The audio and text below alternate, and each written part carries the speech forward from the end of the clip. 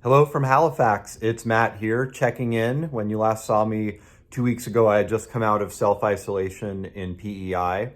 Had 2 great weeks with my parents there, and I drove down here last night to come see my sister, and I'll be here for 2 weeks. And in that intervening time, certainly a lot has happened in the world with the new COVID strains emerging. We've seen governments take further action to restrict and disincentivize travel.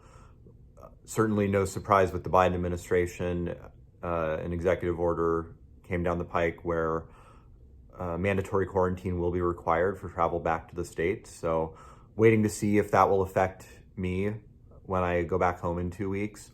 And then for Canada's part, they really radically changed their travel quarantine plan.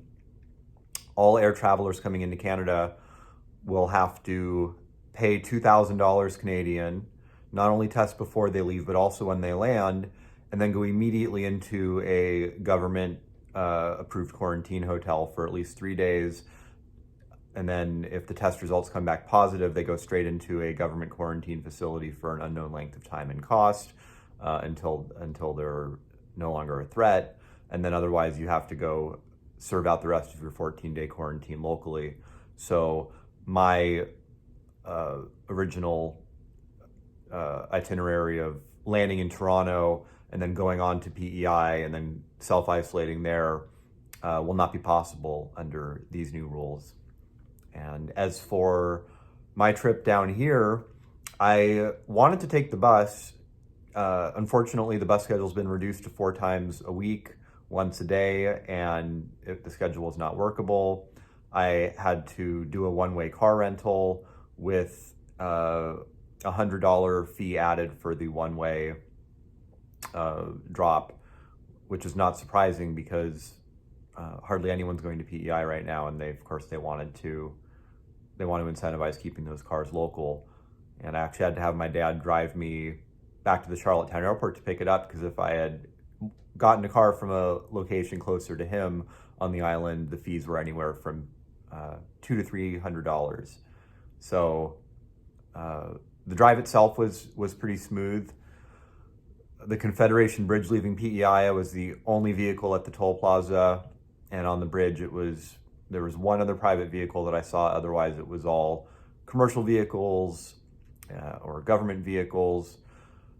In order to go from PEI to Nova Scotia requires that you not stop in New Brunswick, which is between the two. New Brunswick is having the worst COVID outbreak in the Maritimes right now. So there were no checks coming into New Brunswick. I drove straight through, and then about an hour later, I was within Nova Scotia. They have a checkpoint on the Trans-Canada Highway coming into Nova Scotia, where they verified my bridge toll receipt that I actually did come from PEI. They also didn't like that my car had Ontario plates. When I explained it was a rental, all was well. And then now that I'm here, I have already prepared, having booked a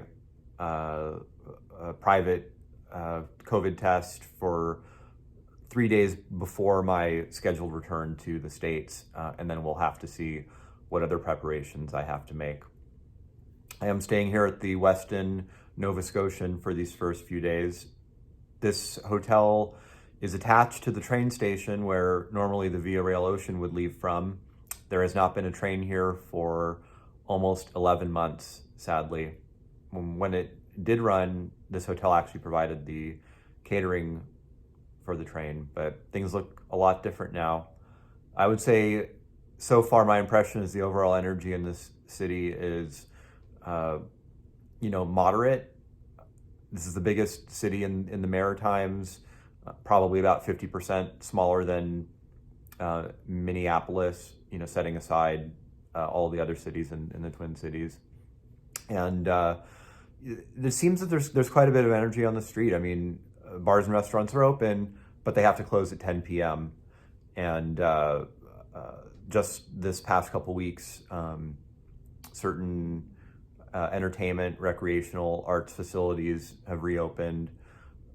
I'm going to a small concert tonight. The case rate here has been quite good, just as it has in PEI in this province of 1 million or so. There have been anywhere from 0 to 4 or 5 cases a day, and then those cases that do emerge in this last month have 100% been either folks, usually students, traveling back in from out of the province, or their known close contacts. So that's all I got for now. Looking forward to these next couple weeks here. Any questions or observations you have, leave them in the comments below. Like, share this video, subscribe to the channel, and I'll be sure to come back with any other updates. Take care of yourselves.